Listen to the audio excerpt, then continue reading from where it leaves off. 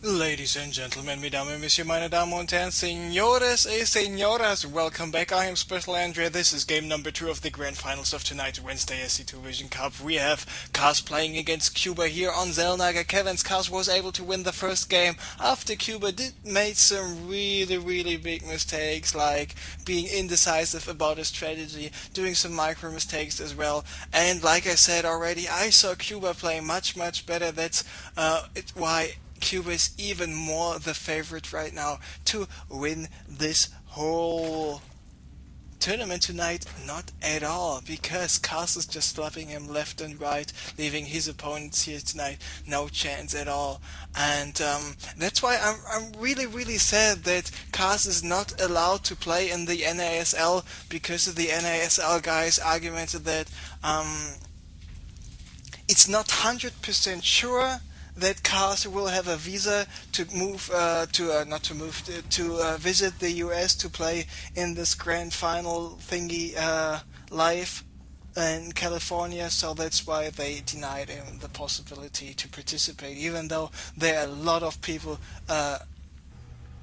which causes no problems at all, slapping left and right. So that's about it, and let's focus a little bit more on that game. We have cars here in the bottom left at the yellow terrain, and the top right in the green. We have Kuba, the Zerg player from Poland. So Poland against Ukraine it is. For the moment there we see the hatchery being placed at the natural. So let's take a look how much drones and how much Zerglings we will see by Cuba, because Car's not going for any double barracks stuff. Basically, you can see refinery is up and running. And someone in the chat was asking about patch 1.3, what advices I do have in terms of ladder play. Of course, as a Terran player, you can incorporate a couple of more battle cruisers in your gameplay, especially in TVT. Just because of the fact those battle cruisers are quite a lot faster right now.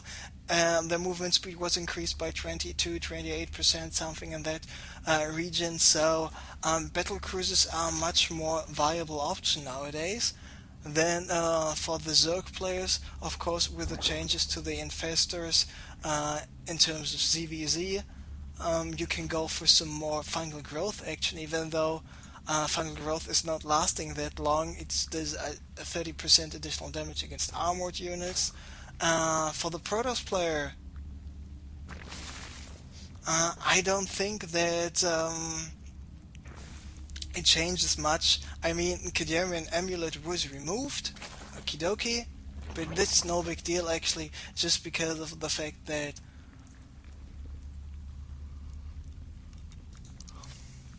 Kadarian Amulet is a super late game upgrade. Just focus on those two builds which are more and more common nowadays, which is this Phoenix Void Ray build against Zerg, just the Mars Blink Stalker play out of two barracks, out of two bases, and of course just go with a 3-gate expand, 5-gate fake expand build. But the gameplay itself didn't change so much with the recent patch change. So if you're successful with what you were doing in the past, you most likely can do it in the present and the future as well. So it looks like Car's going for a small attack here right now. Some Zerglings by Cuba were spotting those Marines. He's got a couple of Marines, got a couple of Aliens. We get two Spine Crawlers finished. Cuba going for a third Spine Crawler as well. And just getting a third Queen. I like the third Queen. He should inject some lava here to the roof of the hatchery. There we go. Good boy. And, yeah. Let's see what those Hellions are able to do right now. Nothing! But they can move into the back, and in the back, Cuba was a little bit too overeager, and now he has to run away with all the drones just because of the fact that all those units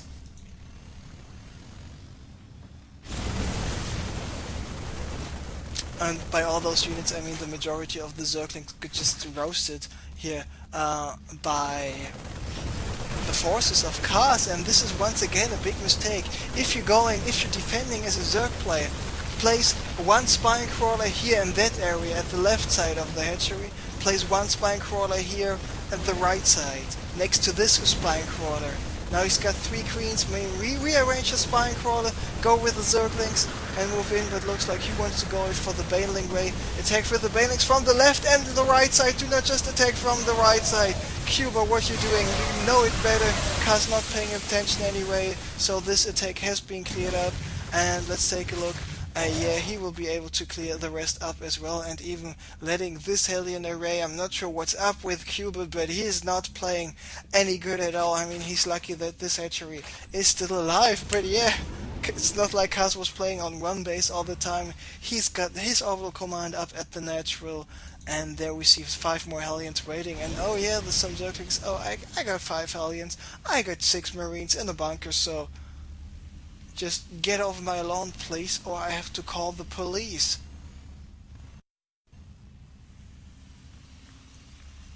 And the police, of course, will be all those Hellions here in their police cars. I mean, flamethrower police, dealing with social disturbances. Hello, this is 911, what is your emergency?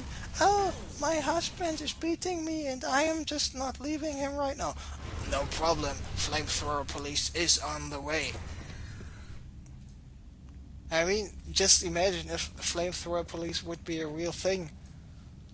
The amount of social disturbances in a household would go down way. And there we see all those Hellions moving in, and now the drones are clumped up together, and okay, yeah, here are the Zerglings, but the Zerglings were able to kill 1 Hellion, 2 Hellion, 3 Hellions, and that's about it. Let's take a look at the units killed. 49, 17 workers killed, 4 to 1, so that's what I was talking about. And this last Hellion doing even more damage. All the drones are... So...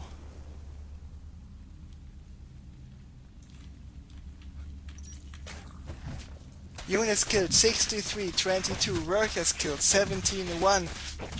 Let's incorporate the units lost tab there. 2500, 1600. So there we see what is up, who is in the lead right now. But I like the decision of Kuba just not to only go for 1 creep tumor, to go for 3 creep tumors at least, getting rid of the rocks here, and go for 3 infestors. Does he have the path? Oh, Kuba, mean. It's on 150 minerals, 150 gas. He's got enough resources. Go for the pathogen glands upgrade. This is so powerful, this upgrade. Go for the pathogen glands upgrade, and as soon, because this upgrade only takes 80 seconds, as soon as you're on second 31, go for the infestors. This is how you do it. So how many infestors does he have out? 3 infestors in addition to 18 Zerglings, 11 Banelings, double evolution chamber. But haha, Kaz is about to have some fun, going for 13 Hellions here. And yes, those infestors do not have enough energy, so no fungal growth action, and all those Hellions are on the blue flame right now. So all the drones going down, Banelings moving in, of course. Oh, nice fungal growth in addition to the Banelings. So I just wanted to say, even though we had some nice roasting and toasting of those drones, the Banelings still have a lot of trouble because of the splash damage of the Hellions.